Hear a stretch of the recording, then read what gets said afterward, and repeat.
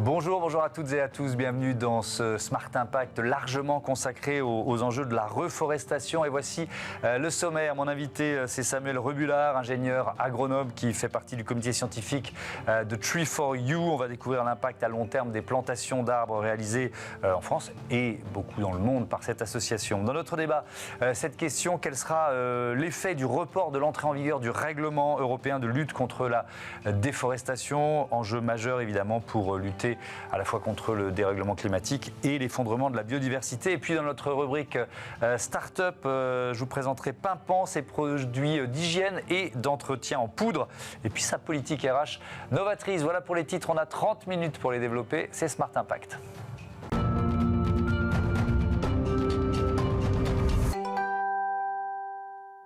L'invité de Smart Impact, c'est Samuel Rebullard. Bonjour. Bonjour. Bienvenue. Vous êtes ingénieur agronome, agrégé de sciences de la vie et de la terre. Vous travaillez pour l'université Paris-Saclay et vous êtes membre du comité scientifique de l'association Tree4U.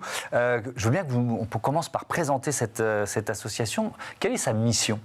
Alors c'est une association loi 1901 qui collecte des dons, donc d'entreprises ou de particuliers, et en fait qui va sélectionner des projets de plantation d'arbres en France et à l'international, qui sont sélectionnés donc, par un comité scientifique indépendant et qui va du coup attribuer ces dons à ces projets, donc avec une traçabilité et puis une transparence sur le devenir. Ça veut dire que si on prend une entreprise, par exemple, qui fait un don à Tree4U, elle sait précisément à quel projet ce don va aller contribuer ? Exactement. Oui. On peut donner des exemples.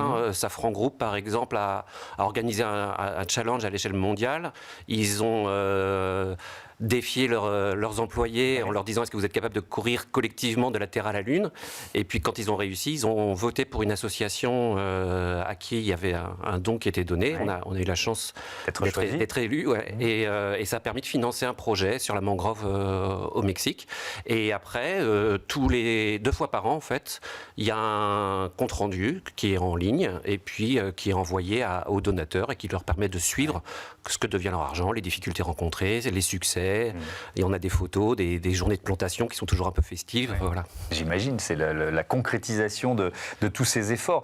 Vous êtes donc membre de ce comité scientifique. Quel est le rôle du comité scientifique ? Est-ce que c'est de choisir les bons projets ? Parce qu'il y a parfois des critiques sur les projets de reforestation en disant on a fait parfois un peu n'importe quoi en plantant pas forcément les bonnes essences au bon endroit. Ouais.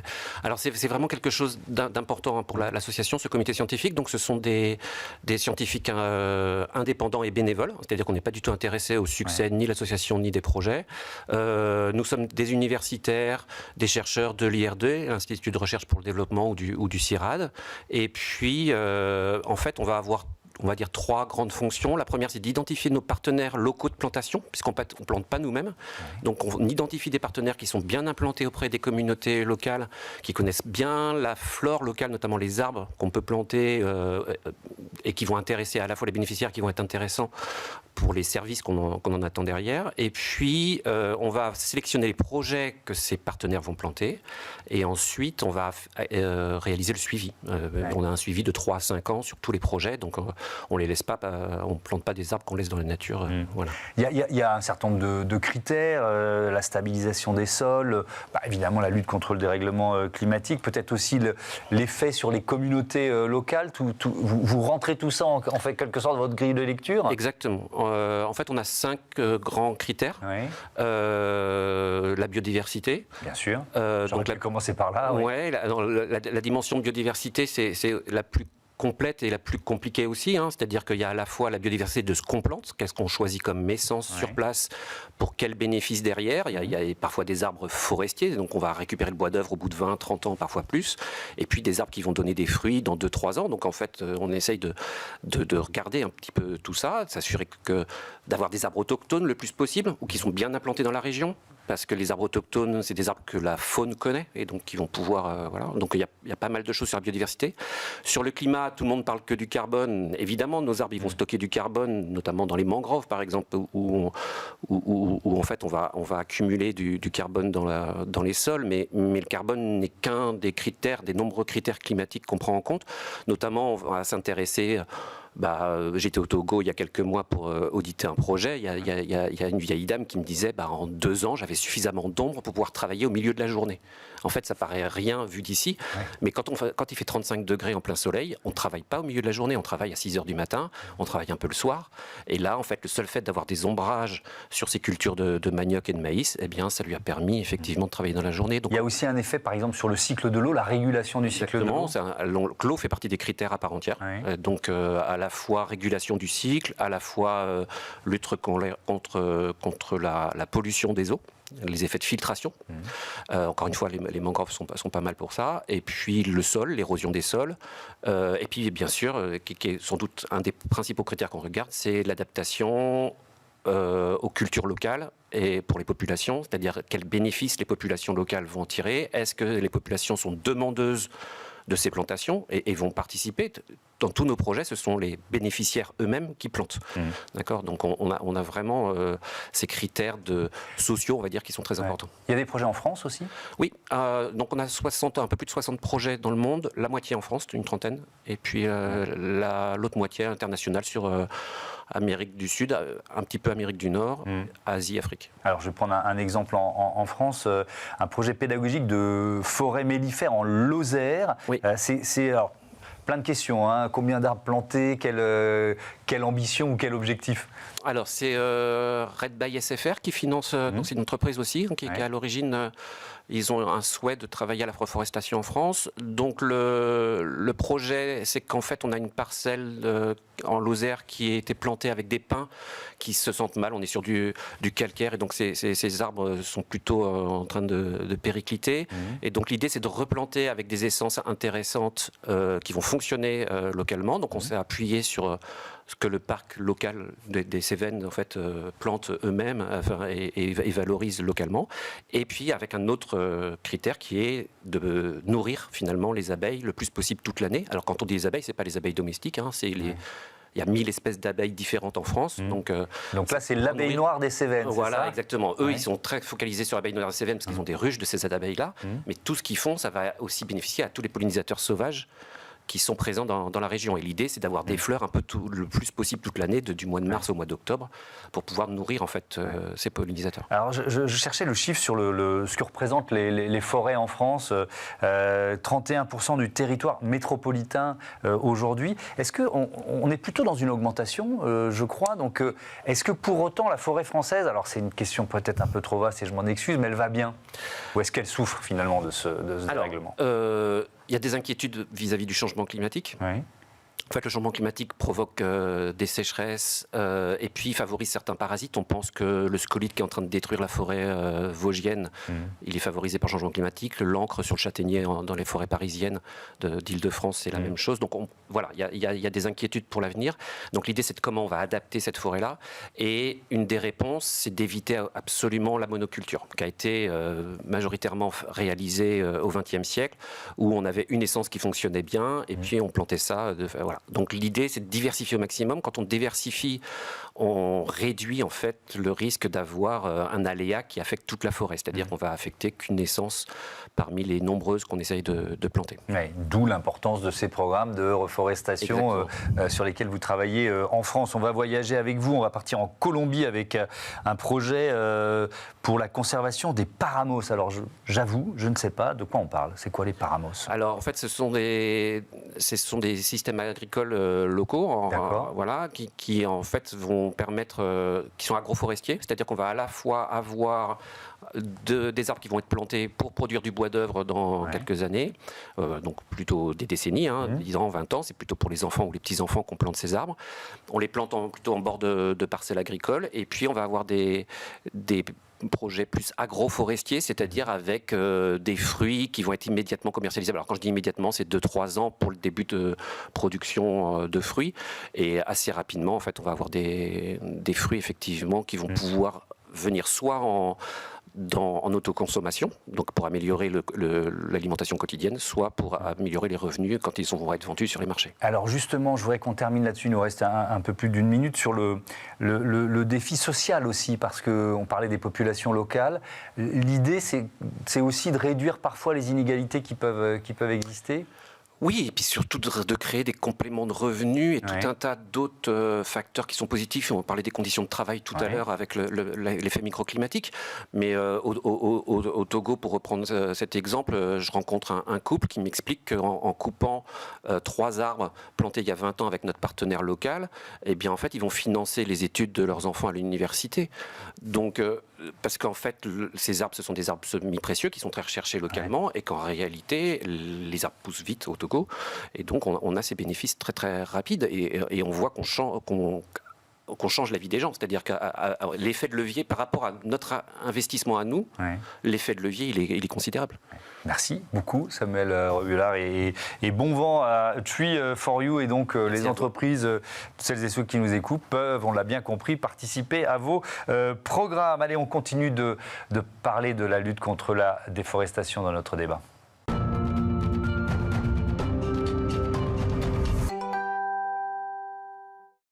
La déforestation, c'est un enjeu européen. On en parle tout de suite avec Julie Stoll. Bonjour. Bonjour. Bienvenue, vous êtes déléguée générale du collectif Commerce Équitable France. Et puis on est également en duplex avec Boris Paton-Régé, directeur France de Mighty Earth. Bonjour.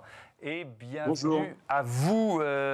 Présentation rapide de vos organisations. Ce collectif Commerce Équitable, c'est quoi ? On est le collectif des entreprises et des associations françaises qui œuvrent pour un commerce équitable, à la fois dans le monde, sur les filières qu'on connaît, le cacao, le café, la banane, etc., mais aussi dans les filières françaises. Et l'idée, c'est d'organiser les filières économiques avec des règles commerciales entre les différents maillons de la chaîne, de manière à ce que tout le monde vive dignement de son travail, et aussi que chaque maillon puisse faire son travail, investir dans la transition écologique. C'est devenu un des piliers forts du commerce équitable, inscrit dans la loi française sur le commerce équitable. Et donc, notre collectif a vocation à défendre et promouvoir le commerce équitable dans ses différentes dimensions. Mais des labels, il y en a beaucoup ? Des labels de commerce équitable, il y en a 7. D'accord. On s'y perd un peu parfois. Alors, des labels de durabilité, il y en a 20 000. C'est donc, ça. 7 labels de commerce équitable, c'est OK. C'est OK. On est bien. Alors, je veux bien que vous me présentiez aussi Mighty Earth, Boris Paton-Régé.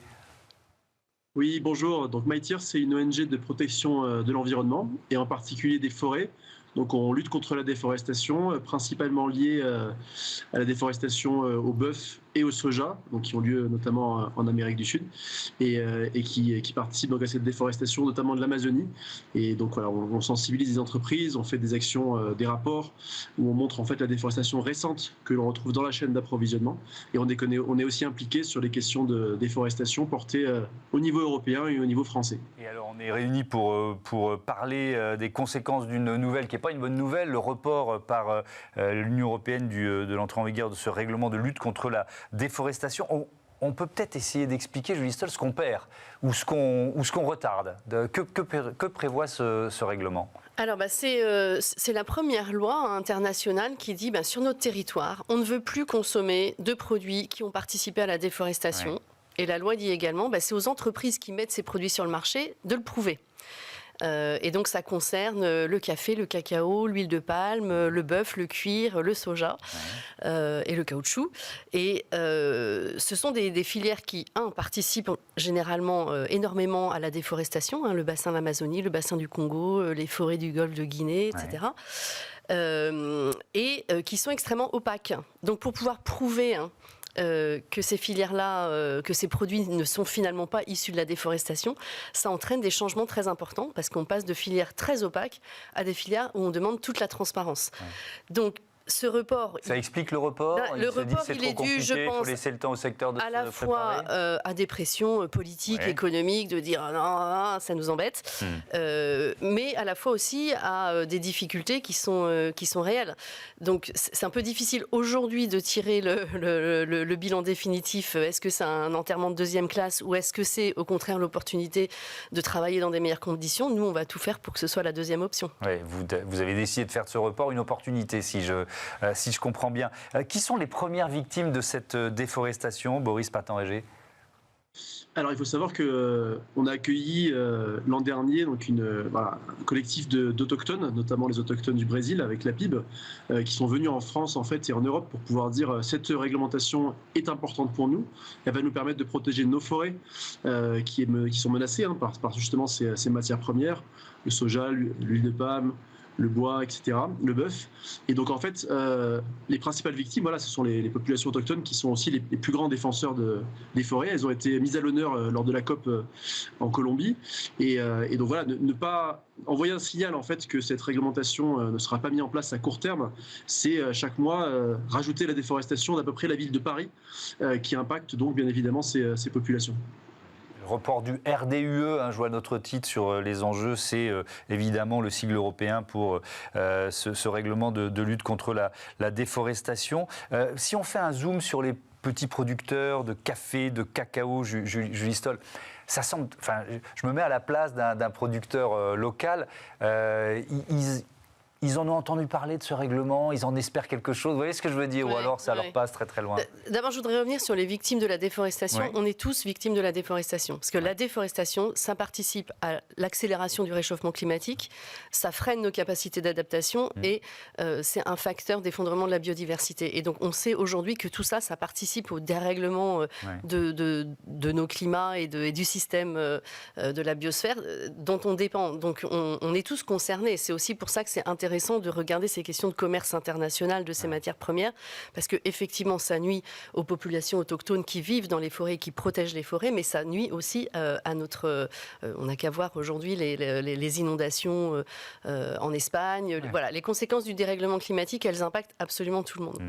Maintenant, pour revenir aux petits producteurs de café et de cacao, c'est vrai que, bon, par rapport au soja, par exemple, qui est une matière première qui est issue en général de très grandes entreprises qui ont les moyens de stopper leur activité ou de la faire autrement. Pour les producteurs de café et de cacao, on parle de millions de familles paysannes qui ont entre 2 et 4 hectares et qui vivent en général avec moins de $2 par jour. Donc les défis à surmonter pour transformer leur système de production et pour pouvoir apporter la preuve de la non-déforestation à travers des dispositifs de traçabilité très complexes, ça a un coût et ça demande plus d'équité dans le commerce. Ça demande que ces petits producteurs puissent s'organiser dans des coopératives robustes qui vont organiser ces systèmes de traçabilité, qui vont aider aussi à l'adaptation des modes de production pour stopper les fronts pionniers qui entraînent cette déforestation. Et donc pour ça, il faut pouvoir investir. Et pour pouvoir investir, il faut qu'ils captent une meilleure partie de la valeur ajoutée sur ces filières-là, qui sont des filières extrêmement inéquitables et qui sont un frein justement à l'adaptation et à la mise en conformité avec ces exigences. Boris Patandrégé, un peu la même question sur l'attente, sur ce que ce règlement, et on ne va pas l'enterrer, il y a certainement un levier, je vous entendais dire ça tout à l'heure, à activer pour le rendre peut-être même plus efficace. Qu'est-ce qu'ils en attendent, ces producteurs ? Alors c'est intéressant parce qu'il y a en effet les petits producteurs et il y a un enjeu en effet concernant ces petits producteurs, mais il faut savoir que le gros de la déforestation, c'est aussi des très gros producteurs, comme ça a été dit, des producteurs de soja qui sont de très gros producteurs. C'est aussi des secteurs qui sont déjà prêts, en fait. Le secteur de l'huile de palme, par exemple, qui a été sur le devant de la scène durant les années 2010, est désormais prêt, en fait, à mettre en place ce type de règlement. Il y a des entreprises qui sont déjà transparentes. Il y a des entreprises au niveau français et européen qui sont également prêtes, qui font de la traçabilité. Donc voilà, donc les secteurs sont globalement prêts. Ce règlement, qu'il faut rappeler, il va être voté au niveau du Parlement le 13 novembre. Donc en fait, le 13 novembre, le report va être discuté, mais aussi la possibilité d'y intégrer des amendements qui risquent de menacer l'ensemble du texte et potentiellement réouvrir tout le texte et repartir de zéro, ce qui serait une catastrophe, bien évidemment, pour les forêts du monde. Et donc voilà, ce qu'il faut se dire, c'est que les entreprises sont globalement prêtes. Et ce qu'il faut voir, en fait, avec ce règlement, c'est que c'est un signal. C'est un signal qui est envoyé, en fait, aux pays producteurs que le marché le plus exigeant, donc l'Union européenne, ne souhaite plus de déforestation, en fait. Et par ailleurs, il faut aussi se rendre compte que ce règlement, c'est une opportunité, en fait, pour les producteurs français et européens qui, eux, ne participent pas à la déforestation. Et donc, en fait, décaler en fait ce règlement, c'est vraiment se tirer une balle dans le pied aussi au niveau européen, parce qu'en fait c'est une protection également pour les producteurs français. Je pense notamment aux producteurs de bœuf français qui ne participent pas à la déforestation et qui, grâce à ce règlement, en fait vont pouvoir en fait finalement avoir un avantage par rapport aux producteurs de bœuf, notamment brésiliens, qui eux participent à la déforestation. Julie Stoll, la demande des consommateurs, elle est stable, comment elle évolue? Parce qu'on a vu que sur le bio, il y avait eu une période difficile avec l'inflation. Qu'est-ce qu'il en est pour justement ces labels de commerce équitable?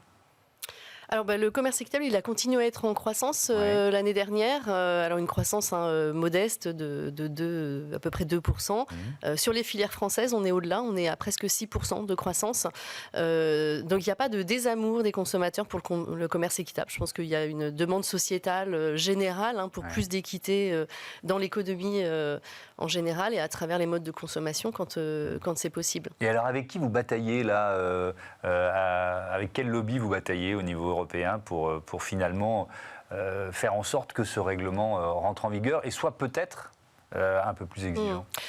On est dans des coalitions collectives, y compris avec Mighty Earth, des coalitions d'organisations de la société civile qui luttent pour des relations économiques qui préservent la biosphère et qui préservent notamment les forêts. Et en face de vous? En face de nous, c'est difficile parce qu'en fait, on a cette loi qui est la même loi et qui s'applique de la même manière pour des secteurs qui sont finalement très différents. Et donc, les leviers d'action ne vont pas du tout être les mêmes. On parlait du soja, qui est issu de très grandes entreprises avec des très gros capitaux qui participent aussi à l'éviction des familles paysannes. Et puis, on parle aussi du café et du cacao, où là, on est face à plusieurs millions de familles de petits producteurs sur des très petites parcelles. Et les leviers ne sont pas les mêmes. Et les motivations ne sont pas les mêmes. On a l'appât du gain d'un côté et puis on a la lutte contre la pauvreté de l'autre. Donc ça, ça c'est quelque chose sur lesquels on est même... Je ne sais même pas s'il faut parler de lobby. On a besoin de travailler à des leviers inclusifs pour s'assurer que les petits producteurs vont pouvoir rentrer dans des dispositifs de traçabilité. Et c'est là où je différais un tout petit peu. Pour moi, les secteurs du café et du cacao, ils se sont activés beaucoup, mais ils ne sont pas prêts. C'est vrai qu'ils ne sont pas prêts. Merci. Mais il y a des choses à faire pour qu'ils le soient. On va rester sur cette note un peu plus optimiste. Merci beaucoup. Merci à tous les deux d'avoir participé à ce débat. Je vous dis à bientôt sur Bismart for Change. C'est l'heure de notre rubrique Startup tout de suite.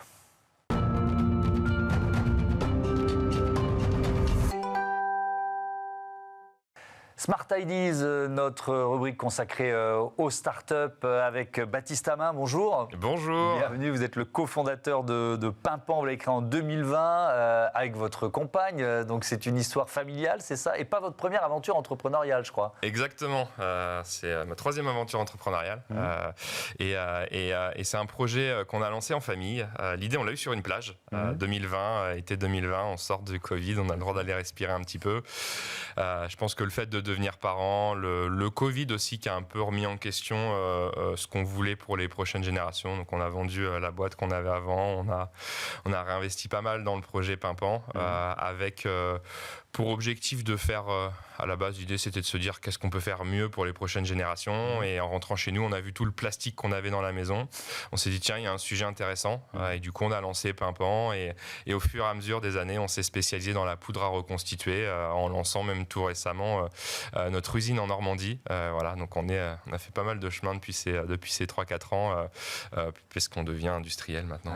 Et on va redire en détail ce qu'est le principe. Donc ce sont des produits d'hygiène, d'entretien aussi, qu'on reconstitue à la maison, c'est un peu ça? Oui, exactement. On va retrouver par exemple on va avoir des produits de maison, détergents, ça va être de la lessive, du liquide vaisselle, ça va aussi être des produits de la salle de bain, là typiquement un dentifrice. Donc nous, c'est toujours le concept est toujours le même. On met de l'eau jusqu'à la petite bulle, on verse la poudre. Donc ça, c'est une bouteille soit qu'on a chez soi, soit qu'on peut fournir. On mélange et en 5 minutes, ça va recréer ses produits du quotidien. D'accord. Donc ça, c'est un dentifrice, mais sans le tube, en fait, finalement. Et voilà, l'idée, c'est de supprimer comme ça le plastique à usage unique. On fait ça dans toute la maison.